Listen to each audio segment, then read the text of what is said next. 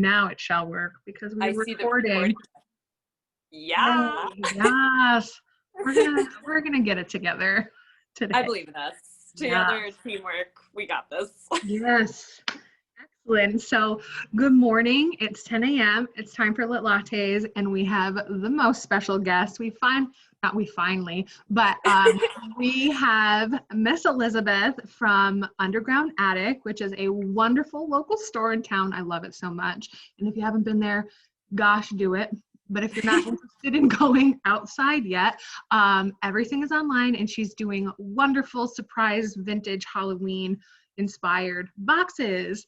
So things are going to be a little different today. We're going to talk to her first because she's busy. So that's fine. So let me just get my questions out and we will get started. I wish I had a latte. This would be so fitting, but alas. I left a little early so I could fight everybody in the Dunkin' Donuts line, which always seems a mile long, but today it wasn't too bad. Oh, that's amazing. It was, finally, because usually it's out on the road. If anyone drives past it, really at any time, it's ridiculous. So bad. All right, so let's just jump into things with what was your favorite book as a child growing up? It's hard. There's probably a few, but there totally are. Do I get to pick two? Sure, absolutely. I really loved the Charlie Bone series when I was little. I was like obsessed with the Charlie Bone books. And well, I guess this was more like when I was like, say, 10. I loved that. And I loved this book called Rainbow and Mr. Zed was one of my all-time favorites. And as a little kid, I loved this book called Moon and Frog. That was my faves. It had these beautiful like painterly illustrations. And it was actually, I think it was a Native American book, but it was all these beautiful illustrations of this like frog prince, and it was beautiful. The imagery really sticks with me. God, I feel like I can't even, I'm like starstruck. I'm obsessed with it, and everyone needs to know this. Thank you. Most of our staff is too. When I said that you were on today, Lex literally gasped. Oh, that's so cute. Well, I love you guys too, so it works out. So yeah, I'm just trying to process all of this. So now as an adult, what are some of your favorite books? Great question. So I think my all-time favorite book is The Historian by Elizabeth Kostova. That's my all-time favorite book. I think I probably read it 4 times. I love it. I also, did you say one book or a few books? A few. I usually go with 3, but it's hard. Okay, I can do 3. Okay. So that, actually, I love, this is actually a young adult book, but I love Hounds of the Morrigan, which is a Celtic kind of folklore book. But again, just awesome, like, there's not literal pictures, but there's very illustrative language in it. So like, again, just visually, it really resonates with me. And I also love Picture of Dorian Gray. It's one of my all-time favorites. Classic lit throwback. I love that because so in this whole show, I do a segment of This Week in History, and today is Oscar Wilde's birthday. Oh my God! Yeah, lots of people. Yes, lots of people have birthdays today. I don't know why I'm looking over here like my October babies. Yay, October babies. The best. It's my power month for no particular reason. It's just the best month. It feels powerful. Yes. Yes. So what is your main go-to genre? What do you find yourself just picking up? I feel like I'm doing a bad job at narrowing things down to one, but I would say top 2 I usually oscillate between is historical fiction and fantasy. Same. Cool. / mystery. If there's a mystery in the fantasy, then that's even better. That's tops. I have been screaming about this book for weeks, but have you heard or picked up The Ninth House yet? Oh, no, I or haven't. Ninth House. It's by Leigh Bardugo, who's Okay. a young adult author, and I guess she has a couple of adult books too, but it is very fantasy. It's about the 8 secret societies of Yale. Very interesting. Oh, Lots wow. of magic. It's very good. I definitely recommend. That sounds amazing. I will definitely check that out. Yes, for sure. So I love asking this question, and I always preface this question with how much I love it. But what books don't you like? What did you pick up and like couldn't finish, hated it? Oh, okay. So there was this book. Again, it's funny that I'm like throwing back to all these young adult books, but I remember very vividly the first book I ever picked up and did not finish, which was Stargirl. I don't know who that was by. There was something about that book that made my teeth grate. And when I still think about it to this day, I like shudder a little bit. And I there's clearly been more since then, but I have this vivid memory because that was the first one where I was like, there was no level of commitment that could happen for me for that one. It was just, it hurt me. What's it about? Or like, what was the? I don't even fully remember. I do remember it being like this kind of very sad story about this girl, and it was like kind of like deeply like weird and dark to be kind of a younger kids book. But I just remember it had this kind of like, it was supposed to maybe be a cute illustration of a girl with like a star head, I feel like I remember, but it really creeped me out for some reason. Was this book by Jerry Spinelli? Do you know? I think so. I'm not positive. I'm looking it up because I have to. Oh wow, the cover is basically a stick figure and a star. How wonderful. Yes. And for some reason that is like burned into my memory as like that book just scarred me for some reason, and I seriously got like a few chapters in and I just wanted to throw it away. No kidding. Yeah. It won a lot of awards and now it's an original movie on Disney Plus. That's wild. Well, I have terrible taste. There's that. I will also say that there's been a lot of books that I've like suffered through because I like liked the general idea of, but it was like horrible writing, but I just got my way through there. So it sounds like you're a person who will finish a book pretty much no matter what. Generally, mostly like not on any principle, but just because like I get too invested too quick and I'm just like, oh, now I want to know what it is. So it'll just stick in my old brain. Oh, excellent. I usually find that I think it's about 50-50 with the people I talk to.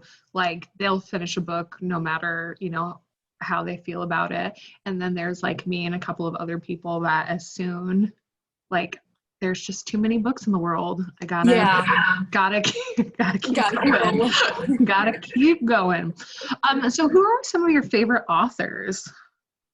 Oh, great question. Well, I love Elizabeth Kostova, who did The Historian. And I read The Swan Thieves by her too, which I love. That was an interesting book because it was like so long and very slow, but it also was like I enjoyed the whole ride. Like I loved the whole thing and I felt like it wrapped up really nicely, and I just love her writing in general. I love Terry Pratchett. The inner nerd in me loves all of like, I love Mort and that whole the Discworld series and everything. I've read like all of them. For like OG, I like J.D. Salinger a lot. I love Oscar Wilde. Got to. Yeah, I would say those are like my top few that I'll like track down. I pretty much like read every single Terry Pratchett book that's out there, which is like a little bit embarrassing to admit, but I have read all of them. That is also a lot. It's a lot. I look at our bookshelf downstairs and then it's sci-fi and it's like Terry Pratchett. Yeah, I love sci-fi too. I know that these are not all of them. No. Can't possibly be it. So I started early. I think my brother's super into sci-fi too, and he's 6 years older than I am. And so I think when I was like I don't know, in middle or high school, he got me Hagfather, which was a Terry Pratchett book. Mhm. And so he started me young. And then I proceeded to read every single one all the way through like high school, college, and then a little bit out of college. So. Excellent. You know what my brother got me into? Tupac. Oh, brothers are so good. Why are Brothers are so the best, right? Shout out to Dan. Yes, absolutely. Thanks to all the big brothers out there just showing the world to their little sister. So is there anything that you're currently reading that I know you are so incredibly busy with the Underground Attic, but are you getting your hands on anything? I am. I am a busy bee, but I always, no matter what, I read a chapter a night, no matter what. Even if I'm dying, I read a chapter a night. So I am one of those people who reads multiple books at once. I have a slow burn and I like alternate based on my mood. So I have a slow burn, I have like a shorter burn, and then I have a really short burn. So my long burn, I'm embarrassed to say, is I've been working my way through the Outlander books. So I am on book 3 of the Outlander books. Nice. I'm not proud of that, but I'm on it. It's not even good at this point, but I'm very heavily invested in it. And then my medium burn is, I basically just finished this, but City of Girls, Elizabeth. Oh, sure. Mm-hmm. And then my short burn, which I'm just doing in tiny little chunks, is from Anastasia at Magic Box. I got this sounds creepy, but it was a Slavic witchcraft book. I figured with Halloween, I love all the old folk tales and stuff. And I figured with Halloween, I was like, that's so cool. And it looked like very metal. So I got that. So I'm reading that in like tiny little chunks. We're going to Salem next week. And so it's gonna be my book for my trip is I'm gonna read the witchcraft book of Salem. Yes. I find myself like everything that I want to read this month has to be like spooky. So I just listened to my first Stephen King book. I listened to Cujo, which I'll talk about it later, but it made me just so sad. It's not the it's not the dog's fault. And then I listened to Hollow City, which is the second Miss Peregrine's School for Peculiar Children. And I'm reading right now The Only Good Indians. Yes, I've heard about that. Yeah, probably because I keep screaming about it. Yes, that's entirely possible. Everywhere. It's all on my socials. And it's really good. It's a little, I want it to get slow, but it's like not. I don't know. I'm enjoying it. So awesome. All the spooky things for October. God, I love it so much. Me too. And today is like a perfect kind of spooky day. I know. I wish I could read all day, but alas. Honestly. So me too. It's weird working in a library. You do not have any time to read, like, at all. That's so sad. How can I be good at my job if I can't read all the books? It's fine. We read short summaries and then we listen to audiobooks on twice the speed. That's how we do it. Hey, that'll do. That will do. So I know you have those 3 books that you're going to, but what's on your to be read list? What's next to your bed that you haven't picked up yet? I've got 2 on the docket, and it's funny you said Stephen King because I really want to read Needful Things because it's about like a creepy antique shop. So that seems like right up my alley. Yes. So creepy and antiques. So Needful Things is high up on the list, and I also recently just on NPR heard about this book that sounded interesting. It's called like Blue Mind or something like that, but it was a book about basically the psychological benefits of water and like being near water.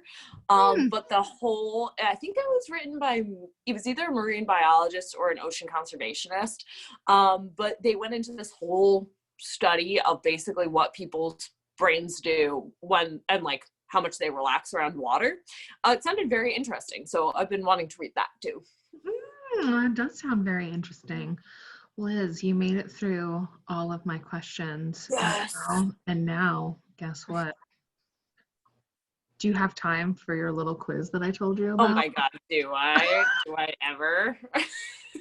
So, I don't know how if I'm gonna do very good, but that's fine. We're gonna get it through together. It'll still be fun. So because Liz does have a vintage store, and I want to say that The Great Gatsby might be one of your favorite books, or you liked it. Okay. I totally love it. Yes. Okay. So today her quiz, we're back in quizzes, everybody. Ooh, is who said it? Jay-Z or Jay Gatsby? I'm very excited. So this quiz isn't too far-fetched. Jay-Z did do the music for the latest Great Gatsby movie with Leonardo DiCaprio, and I want to say it's probably one of my favorite soundtracks ever. Yeah, it's fantastic. It's very good. So there's 10 questions. All right, I'm ready for it. We'll get through them.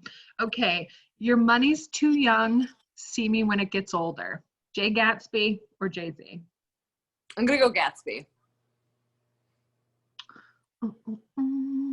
Incorrect. Jay-Z said that. You're off to a bad start. That sounds so posh. I can't believe how posh that sounds. I know. All right. I'm 5 years too old to lie to myself and call it honor. Jay-Z or Jay Gatsby? This is the hardest thing I've ever done. I'm just gonna say Gatsby for all of them. Am I wrong again? It's Gatsby. All right. You're batting 500. All right.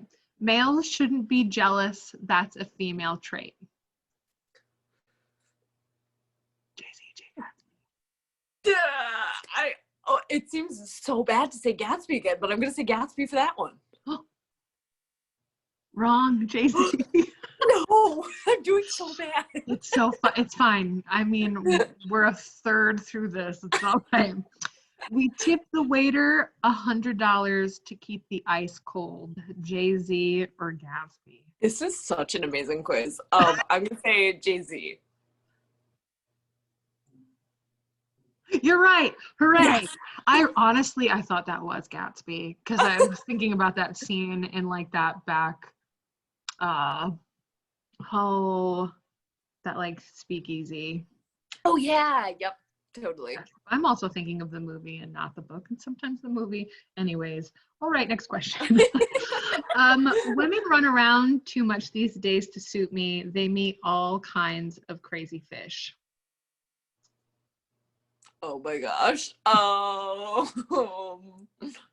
And I'm looking at the actual like screen and I can't really see your face, so yeah. It's making a lot of weird faces. I'm gonna say Gatsby. All right. Gatsby. You're right. Oh my gosh, amazing. You're getting there. All right. I like a girl who spends a little cash for her shoes. Oh my gosh, these are amazing. They are. I'm gonna say Jay-Z. I want to say that you're right. You're right. Yes. Did you Google this last night? I wish I Googled it last night. No, I'm really good at estimating. I nailed the estimating jar when I was in elementary school, so it's just lucky guessing. Perfect. It takes two to make an accident. That seems like Gatsby. It is Gatsby. I wish they gave you like some type of context, but it's fine. It makes it harder without that though. It sure does. Oh, I know this one. His shirts piled like bricks in stacks a dozen high. Oh, I don't know. I guess Gatsby. I'm gonna say you're right, but I thought that was something that Nick said. You got it right. It was Gatsby? Yeah, it was Gatsby. Cool. Yep. We're almost done. Oh my God. No, don't thank me. This is just how my suit is stitched. Oh, that's good. Hmm. That seems Jay-Z, maybe. Hooray! Oh my Oh, God. I you're can't no believe longer failing, Liz. I This is can't great. believe how well this is going. If the rest of the day goes like this, I'm going to be in great shape. Yes, I'll just text you later. All right, this is the final question. All right. The lights grow brighter as the earth lurches away from the sun. That is stunning. I want to That's say so good. Gatsby, but I almost feel like it's a trick question, but I think I'm going to say Gatsby anyway. Elizabeth, you got it right. You got an 80. That's Oh so good. God. You passed. I passed. I was off to such a rocky start, too. I know. Wow. But I would I have am gotten those thrilled. wrong as well. I think I took this quiz months and months ago, and I think I got the same score. So Yeah, virtual high five. Liz, thank you so much for coming on. Yeah, thank you. It's This been was so much fun. so fun. And like I'll probably see you soon. Yes, please come visit me. I did see some of those sweaters on that sale last night. So yes. Thank you so much for having me. This was so much No fun. problem. Again, please check out her store either in person or online at theundergroundattic.com. And I feel like I'm plugging you. I'll be by later for my check. Yay! Just kidding. All right. Goodbye, my darling. Bye. See you soon. Bye. Thank you. All right. So that's fun. Hopefully I wasn't too much of a nerd. She's just the best and the most loveliest person on the planet. All right, so we're just gonna switch right into our regular program. So many books are still coming in. Please come to the library and get these books. Please, please, please. Check my phone. Apparently the sound is good today. Usually I get a text from my boyfriend telling me whether or not it is. So I grabbed a few. A lot of these are right off the cart. They'll be available later today once they are in the system. So the first book we're going to talk about is The New Wilderness by Diane Cook. This is the book that Des was talking about many weeks ago when she was on. But this is a fascinating tale of a mother's love for her daughter and the coming of age and into leadership of that child. Bee's four-year-old daughter, Agnes, was dying in the dying city. It's never clear what's gone wrong. So she joins her lover, Glenn, to become part of a 20-person group which will live in the wilderness. Des had nothing but wonderful things to say about this book. So once it's available, come and get this. If you want more of a summary or want to hear more good things about it, just come visit us and Des will tell you all about it. I am so obsessed with this cover. I think it looks so wild, but it's A Black Sun by Rebecca Roanhorse. Yes, Roanhorse. So this is crafted with unforgettable characters. Rebecca has created an epic adventure exploring the decadence of power amidst the weight of history and the struggle of individuals swimming against the confines of society and their broken past in the most original series debut of the decade. Those are really nice words. This is a fantasy novel. Oh, I love this. It's written by a Native American, and we just celebrated Indigenous Peoples Day on Monday. I'm so glad I picked this up. Oh, pick it up. It looks super, super good.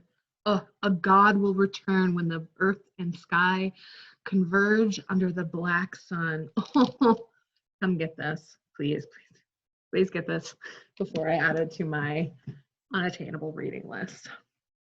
I feel like I'm grabbing spooky books. Spooky is the word of the month. This is The Once and Future Witches by Alex E. Harrow. Stalked by shadow and sickness, hunted by forces who will not suffer, of which to vote, and perhaps not even to live. The sisters will need to delve into the oldest magics, draw new alliances, and heal the bond between them if they want to survive. There's no such thing as witches, but there will be. I love it. Takes place in 1893. And it's just pretty inside. I like when people take like details to books. I wonder if you can all see this. Like, I love that. Just don't put a 1 there. Make it extra, because that's what I want to see. I saw this book downstairs on our hold shelf a few weeks ago, and I noticed that we had also ordered it, but it sounds pretty good. And wow, I notice little things like that drives me insane. But this is a children's Bible by Lydia Millett. This sounds super interesting. It's very small, so I'm going to guess that things escalate fairly quickly. It's like 225 pages. You can get through that super quick. So what's interesting about this book is that it follows a group of 12 eerily matured children on a forced vacation with their families at a sprawling lakeside mansion. Contemptuous, of their parents who pass their days in a stupor of liquor, drugs, and sex, the children feel neglected and suffocated at the same time. When a destructive storm descends on the summer estate, the group's ringleaders, including Eve, who narrates the story, decides to run away, leading the younger ones on a dangerous foray into the apocalyptic chaos outside. As the scenes of devastation begin to mimic events in the dog-eared picture Bible carried around by her beloved little brother, Eve devotes herself to keeping him safe from harm. When I was reading more about this book, I guess it's like a climate fiction, and they talk a bit about like climate change and like why this is happening, and basically that the kids have to fix what their parents have made, the problems that they've made. Also, the last for our fiction is the new book by Don DeLillo. I haven't had enough coffee to say names right today. It's The Silence. It is Super Bowl Sunday in the year 2022. 5 people, dinner, an apartment on the east side of Manhattan. The retired physics professor and her husband and her former student waiting for the couple who will join them from what becomes a dramatic flight from Paris. The conversation ranges from a survey telescope in north central Chile to a favorite brand of bourbon to Einstein's 1912 manuscript of the special theory of relativity. Then something happens and the digital connections that have transformed our lives are severed. What follows is a dazzling and profoundly moving conversation about what makes us human. Never has the art of fiction been such an immediate guide to our navigation of a bewildering world. Oh, this is a very short book. It's 116 pages, and the font is like ridiculously big and like spaced out. Definitely, if you're looking for a quick read, you will want to pick this up. And it sounds really interesting too. Big fan of the cover. I thought that was just like a slice and like light coming through from a cell phone. How about that? So yeah, he also wrote Underworld, not to be confused with Waterworld. I know Jen will be laughing at me hysterically soon because that's what I thought it was. I have some light nonfiction this week.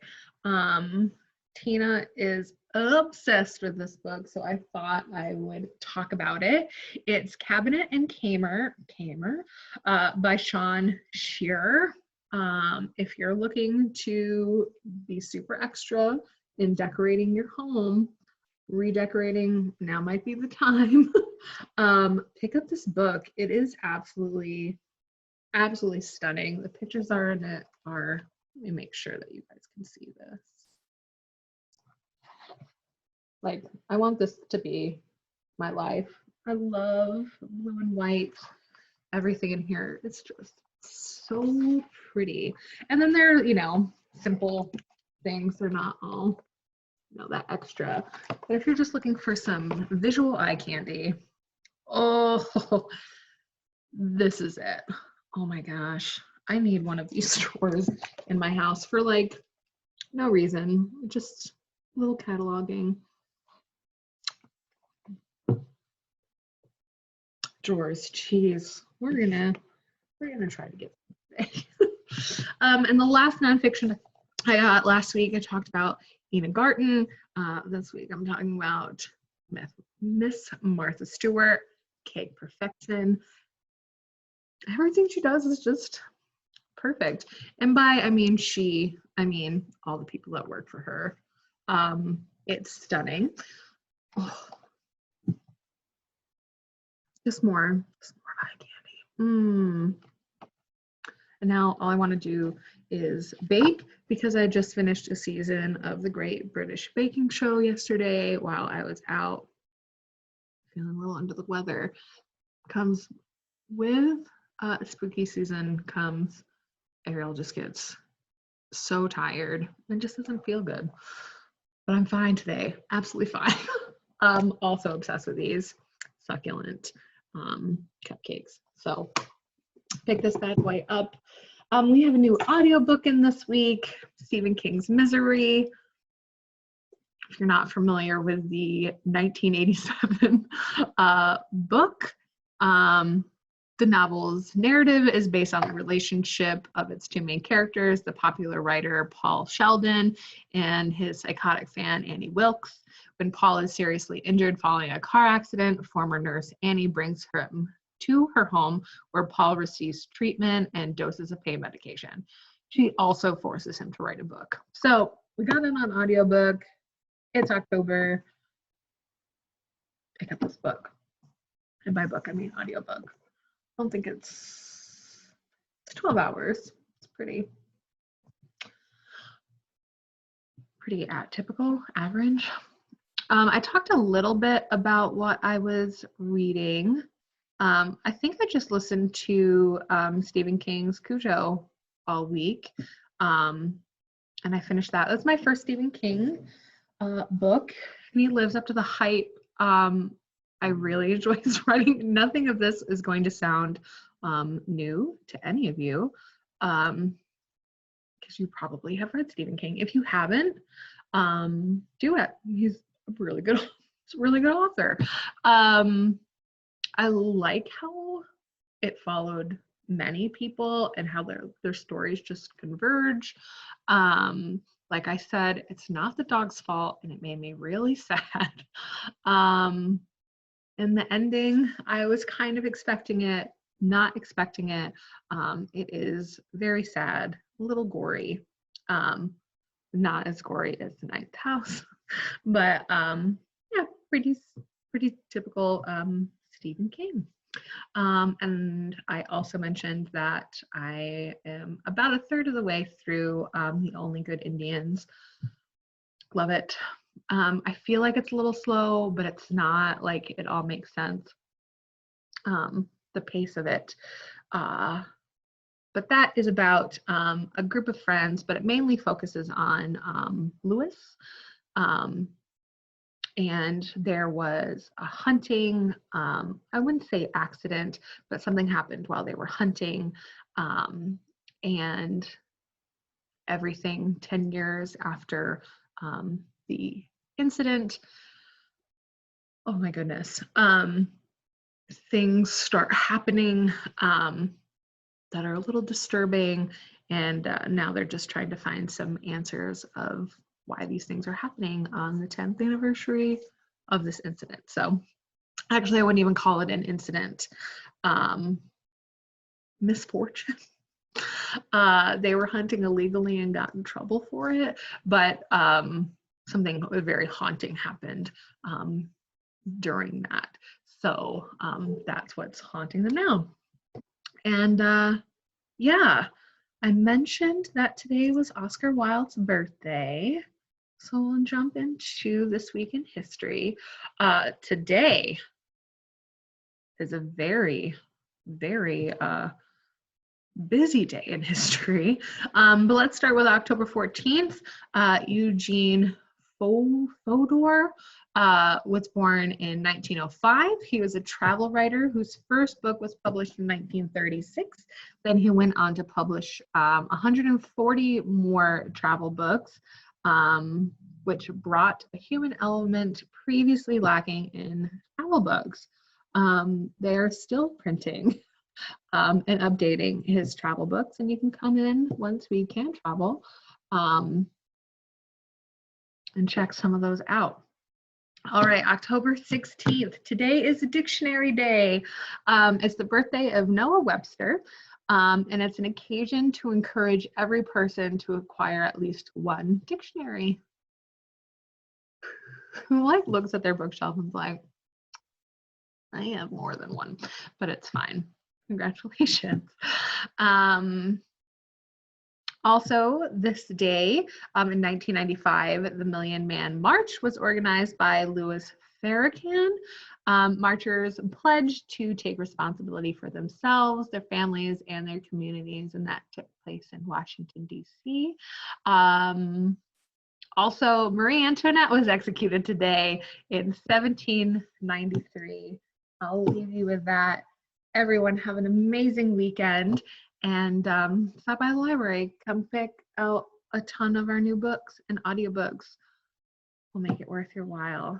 Everyone take care, and we will see you soon.